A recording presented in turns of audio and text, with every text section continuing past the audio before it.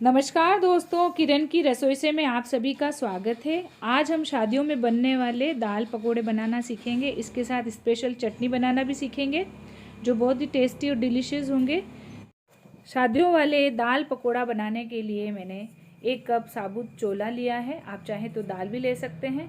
1 cup मैंने धुली हुई मूंग की दाल ली है और आधा कप मैंने धुली हुई उड़द की दाल ली है। इन तीनों दालों को हम एक बड़े बर्तन में डाल करके भिगोएंगे 2 घंटा। 2 घंटे से ज़्यादा हम नहीं भिगोएंगे, क्योंकि ज़्यादा देर हम अगर इसको भिगोते हैं तो इसमें एक चिकनापन आ जाता है। उससे हमारे जो पकोड़े हैं वो अच्छे नहीं बनते हैं। तो इसको हम 2-3 पानी से अच्छे से वॉश कर लेंगे।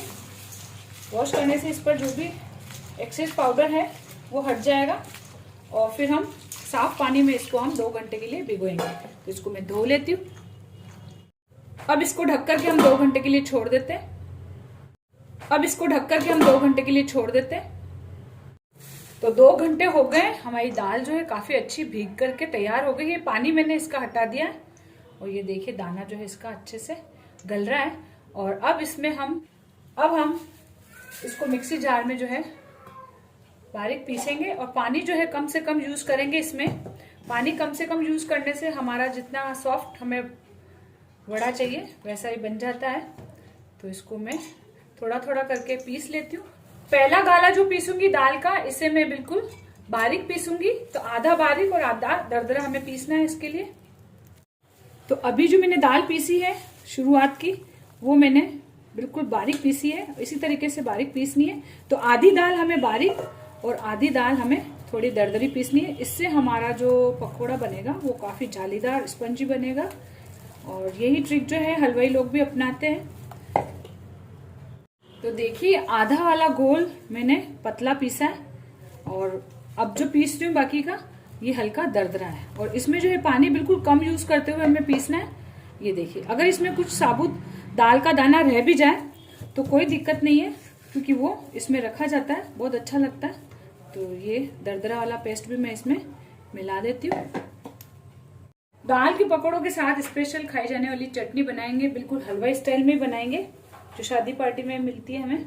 तो इसके लिए हम हरा धनिया ले रहे हैं और इसमें हम हरी मिर्ची डाल देंगे स्वादानुसार। काफ़ी चटपटी होती है तो अच्छी मात्रा में हमने तीखी है मिर्ची बहुत, तो उस हिसाब से डालें आप अपने हिसाब से। थोड़ी सी लहसुन की कलियाँ, थोड़ा सा अदरक, थोड़ा सा जीरा, थोड़ा सा सादा नमक स्वादानुसार, थोड़ा सा काला नमक, थोड़ा सा गरम मसाला और थोड़ा सा नींबू का रस। आधे नींबू का रस ले लिया मैंने। इससे जो है चटनी का कलर काफ़ी फाइन रहेगा, खाने में भी टेस्ट अच्छा लगेगा। तो 1 टेबल स्पून मैं इसमें पानी डाल दूंगी और इसको मैं अच्छे से फाइन पीस लूंगी। इसमें हम एक प्याज भी डालेंगे। प्याज पहले शूट करने से रह गया, तो एक प्याज डाल दिया हमने और अब इसको हम अच्छे से बारीक पीस लेंगे। तो चटनी पीस करके हमारी तैयार है। बहुत ही बढ़िया कलर आया है, टेस्ट भी बहुत अच्छा आया। तो इसको भी हम निकाल लेते हैं। दाल हमने पीस करके तैयार कर ली है और अब इसके लिए हम मसाले कूट करके तैयार करेंगे। तो जो मसाले हम डालेंगे उसी से इसका जो है सुपर टेस्ट लगेगा। तो इसमें हम थोड़ी सी अजवाइन, थोड़ा सा जीरा, बहुत ज़्यादा मसाला नहीं डालना है, थोड़ा सा साबुत धनिया, साबुत सौंफ और 2-3 लौंग और 10-12 काली मिर्ची। इनको हम हल्का कूट करके दरदरा करेंगे। तो दाल हमारी पीस करके तैयार है। अब इसमें हम छान करके आधा कप बेसन डालेंगे।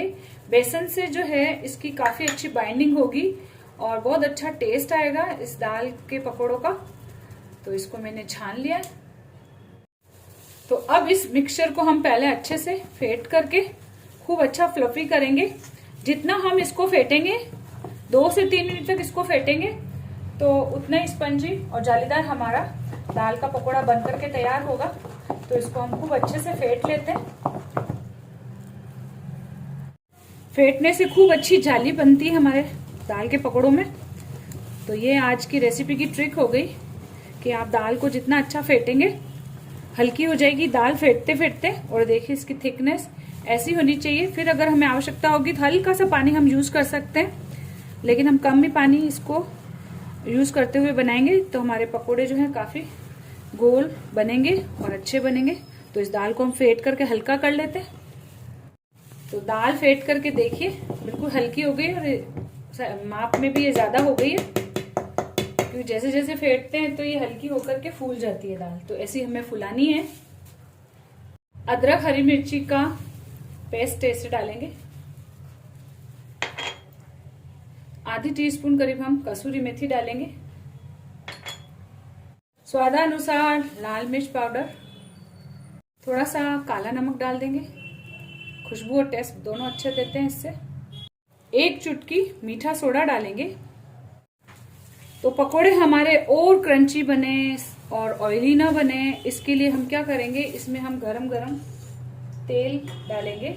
तो जो कढ़ाई में हमने गरम होने चढ़ाया तेल, वो 1 टेबल स्पून करीब में इसमें तेल डाल दूंगी गरम। तो पकोड़े बनाने के लिए दाल का घोल हमारे तैयार है।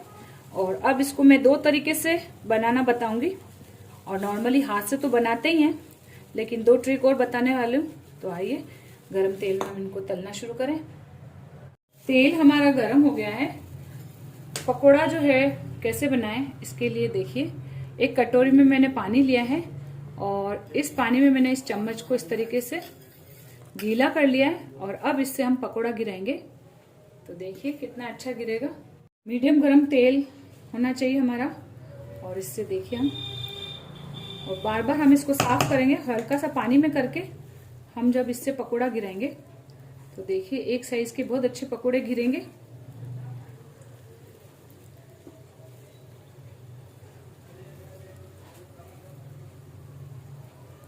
दाल के पकोड़े बनाते वक्त एक ही सावधानी हमें रखनी है कि कम से कम इसको भिगोना, यानी 1 से 2 घंटे भिगोना है। ज्यादा भिगोने से चिकनाहट आ जाती है। और दूसरा, पीसते वक्त हमें पानी का कंटेंट इसके साथ कम मिलाना है। कम पानी में इसको हम जब पीसते हैं तो बहुत ही बढ़िया हमारे स्पंजी और इजीली जो है शेप वाले पकोड़े बनकर के तैयार होते हैं। और हाथ से गोल कैसे बनाएं ये मैंने पिछले वीडियो में भी डाल रखा है कि आप हाथ से बिल्कुल गुलाब जामुन जैसे गोल पकोड़े जो हैं पोस्ट बड़े के कैसे बना सकते हैं। तो आप वो वीडियो भी मेरा ज़रूर देखें। और ये देखिए इसमें भी शेप काफ़ी अच्छा लिया है। और एक दूसरा तरीका भी मैं अभी आपके साथ शेयर करूंगी। अभी इसको हम हल्का भून लेते हैं। आप चाहें तो इसको हाथों हाथ एक साथ फ्राई करके ही सर्व कर सकते हैं, लेकिन अगर आपको थोड़ी देर बाद सर्व करना है तो पहले हम इनको थोड़ा सा फ्राई करेंगे और फ्राई करके निकाल लेंगे। और फिर हम इनको वापस से रीफ्राई करेंगे। और रीफ्राई करते वक्त हमें इसको तेज आंच पे करना है, तभी हमारे जो दाल के पकोड़े हैं वो ऑयली नहीं बनेंगे और काफ़ी क्रंची बनेंगे। तो बाहर से क्रंची और अंदर से जालीदार होंगे। तो अभी इनको देखिए, अब मैं लगातार चला करके इनको पका रही हूँ। इनको मध्यम आंच पे ही फ्राई करना है, क्योंकि ये दाल के पकोड़े थोड़ा सा टाइम लेते हैं फ्राई होने में। अगर आप तेज आंच कर देंगे तो बाहर से तो कलर चेंज हो जाएगा और अंदर से कच्चे रह जाएंगे जो अच्छे नहीं लगेंगे। और गर्मी के दिनों में बना रहे तब भी आप मध्यम आंच पर ही इनको बनाएं, क्योंकि ये बहुत जल्दी जो है गर्मी में खमीर उठा लेते हैं और खराब हो जाते हैं। तो बासने का डर इसमें रहता ही है। तो इसलिए गर्मी में भी बना रहे हैं और सर्दी में भी बना रहे हैं तो मीडियम आंच पर ही आप इनको फ्राई करेंगे धीमे आंच में, तो ये अंदर से अच्छे से पकेंगे। कच्चे रहने पर इनका स्वाद बिल्कुल अच्छा नहीं लगता है। इसी तरह से मैं चम्मच को गीला करके अपने में ये पकोड़े सारे बना लेती हूँ। और दूसरा तरीका भी मैं आपको शेयर करने वाली हूँ। चम्मच को हम गीला करके पकोड़ा डालेंगे, लेकिन अगर आपको लग रहा है कि आपका गोल जो है इजीली चम्मच से नहीं गिर रहा है तो फिर आप थोड़ा सा पानी ऐड करें। देखिए चम्मच से डाला तो उभर करके ऊपर आया और कितना गोल शेप लिया है हमारे पकोड़े ने। तो देखिए चम्मच जो है इस तरीके का गोल था, तो बहुत अच्छे गोल हमारे पकोड़े बने हैं। लेकिन अगर आपके पास गोल चम्मच नहीं है तब भी कोई दिक्कत नहीं है, आप लंबे शेप में भी बना सकते हैं, जो डेली रूटीन का खाने का चम्मच होता है। इस तरीके के चम्मच से भी अगर बनाएंगे तो बहुत बढ़िया पकोड़े बनेंगे। पकोड़े गोल होना जरूरी नहीं है, अंदर से स्पंजी और ऑयल फ्री होना जरूरी होता है। तो आप शेप कोई सा भी दे सकते हैं, छोटा बड़ा लंबा या इस तरीके से गोल। तो देखिए मेरे जो है फ्राई हो गए हैं ये पकोड़े। इसको मैं उल्टा कर लेती हूँ और इस पर मैं अपना ये गोल डालती हूँ। या तो आप हाथ से भी रब कर सकते हैं या भगोन इस तरीके से चम्मच से भी रब करके बनाएंगे। तो देखिए शादी पार्टी में जो मिलते हैं पकोड़े वो इसी तरीके से बनाते हैं हलवाई लोग। इसमें जो है थोड़ा सा लंबा गिरेगा पकोड़ा, लेकिन एक जैसे साइज के गिरेंगे सारे। तो हाथ से भी आप गोल पकौड़ी बना सकते हैं। तो अब मैं इनको निकाल लेती हूँ। रीफ्राई करना जरूरी इसलिए कह रही हूँ क्योंकि इसमें जो उड़द की दाल है उससे थोड़ा सा अलग टेस्ट और खुशबू आती है। क्रंचीनेस लाने के लिए हमें इसको रीफ्राई करना ही बेस्ट रहता है।